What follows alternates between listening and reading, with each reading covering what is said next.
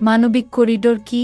মানবিক corridor, humanitarian corridor, হল একটি নির্দিষ্ট ও নিরাপদ পথ বা রুট যা সংঘর্ষ বা প্রাকৃতিক দুর্যোগের কবলে পড়া জনগণের জন্য সহায়তা পৌঁছাতে ব্যবহৃত হয়।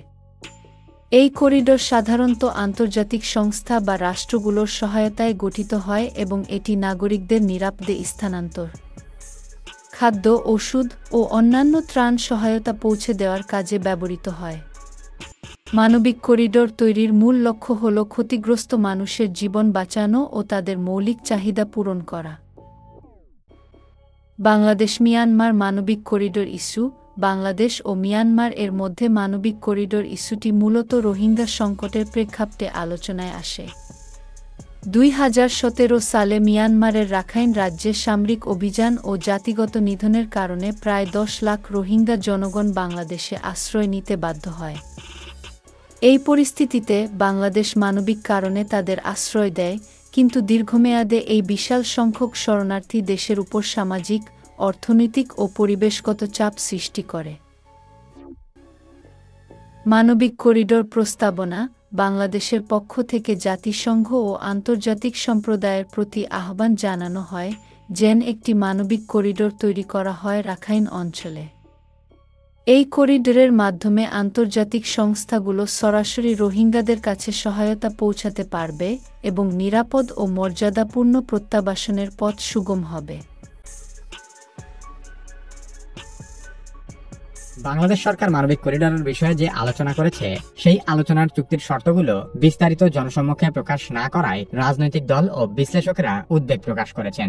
এ বিষয়ে এখনো চূড়ান্ত সিদ্ধান্ত না হলেও বাংলাদেশের পক্ষ থেকে বেশ কিছু শর্তের ব্যাপারে জানা যায়, যার মধ্যে উল্লেখযোগ্য হল ত্রাণ সরবরাহ শুধুমাত্র জাতিসংঘের মাধ্যমে পরিচালিত হতে হবে, ত্রাণ যেন সরাসরি রাখাইনের নাজুক জনগোষ্ঠীর কাছে পৌঁছায় এবং আরাকান আর্মি বা মিয়ানমার জান্তার মতো কোনো সামরিক বা বিদ্রোহী গোষ্ঠী যেন এটি দখল করতে না পারে। সবচেয়ে গুরুত্বপূর্ণ বিষয় হলো করিডোর যেন রোহিঙ্গা শরণার্থীর সংকটকে আরো জটিল না করে বা বাংলাদেশের নিরাপত্তার ঝুঁকি না বাড়ায় এবং সকল জাতিগত গোষ্ঠী, বিশেষ করে রোহিঙ্গা, রাখাইন এবং অন্যান্য সংখ্যালঘুদের মধ্যে ন্যায্যভাবে ত্রাণ বিতরণ করতে হবে। মানবিক করিডোর বাস্তবায়নের চুক্তির শর্ত হিসেবে এইসব বিষয় আলোচনা করা হলেও বাস্তবে পরিস্থিতি অনেকটাই ভিন্ন। রাখাইনের বেশিরভাগ এলাকা আরাকান আর্মির নিয়ন্ত্রণে, যারা একটি রাষ্ট্র বহির্ভূত সশস্ত্র গোষ্ঠী। সে কারণে ত্রাণ সামগ্রী তাদের হাতে চলে যাওয়ার আশঙ্কা রয়েছে। করিডোরের ফলে নতুন করে রোহিঙ্গা শরণার্থী বাংলাদেশে প্রবেশ করতে পারে, এমনকি বিগত কয়েক মাসে লক্ষাধিক রোহিঙ্গা নতুন করে বাংলাদেশে প্রবেশও করেছে।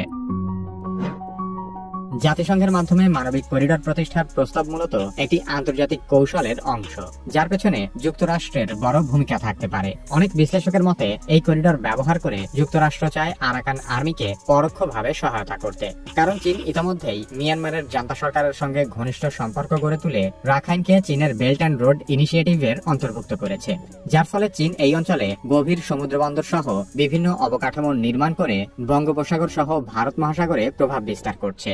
ফলে এখানে সরাসরি নিয়ন্ত্রণ করতে না পারলেও যুক্তরাষ্ট্র এবং তার মিত্ররা রাখাইনে অস্থিতিশীলতা সৃষ্টির মাধ্যমে চীনের প্রভাবকে ভারসাম্যহীন করার চেষ্টা করতে পারে। জাতিসংঘ বা যুক্তরাষ্ট্র চাইলে রাখাইনের সমুদ্রবন্দর ব্যবহার করেও সহায়তা পাঠাতে পারে, কিন্তু তারা করিডোর ব্যবহারের পন্থা বেছে নিয়েছে কারণ মানবিক করিডোর একটি ছদ্মবেশী কৌশল হতে পারে, যাতে ভবিষ্যতে এখানে পরিস্থিতি আরো জটিল হলে আন্তর্জাতিক মঞ্চে কেউ যেন জাতিসংঘ বা যুক্তরাষ্ট্রকে দায়ী করতে না পারে। উল্টো বাংলাদেশ, ভারত, চীন বা অন্য কোনো পক্ষের উপর যেন দায় চাপানো যায়। জাতিসংঘের নিরপেক্ষতার আড়ালে এই ধরনের আন্তর্জাতিক চালবাজি বিশ্বের যে কোনো সংঘাতপূর্ণ অঞ্চলেই একটি সাধারণ ঘটনা। এভাবেই বিশ্ব রাজনীতির খেলায় মানবিক সাহায্য নামের আড়ালে গভীর কৌশল লুকিয়ে থাকে। বাংলাদেশের জন্য মানবিক করিডোর একটি জটিল দ্বিধার জায়গা। একদিকে করিডোরের সম্মতি দিলে হয়তো দেশে অস্থিতিশীলতা বাড়তে পারে, আবার অন্যদিকে করিডোরে অসম্মতি জানালেও আন্তর্জাতিক মহল বাংলাদেশকে দায়ী করে রোহিঙ্গা সংকটকে আরো ঘোলাটে করতে পারে, যা বাংলাদেশের নিরাপত্তাকে আরো হুমকির মুখে ঠেলে দিবে। রোহিঙ্গা ইস্যুটি এমনিতেই বাংলাদেশের জন্য একটি দীর্ঘমেয়াদী বোঝা ও জাতীয় নিরাপত্তার জন্য বড় চ্যালেঞ্জ। যতদিন এই সমস্যার সমাধান না হচ্ছে ততদিন বাংলাদেশ পুরোপুরি নিরাপদ নয়। এখন করিডোর ইস্যুতে বাংলাদেশ যে সিদ্ধান্তই নিক না কেন, ভবিষ্যতে সমস্যা শুধু জটিলই হবে। মিয়ানমারের রাখাইন রাজ্য বহুদিন থেকেই নানামুখী সমস্যায় জর্জরিত হয়ে আছে। সাম্প্রতিক সময়ে আরাকান আর্মি মিয়ানমারের সেনাবাহিনীকে হটিয়ে রাখাইন রাজ্যের কর্তৃত্ব নিয়েছে। এরপর থেকেই বাংলাদেশের সীমান্তে রাখাইনে একটি স্বাধীন দেশ গড়ে ওঠার আশঙ্কা করা হচ্ছে।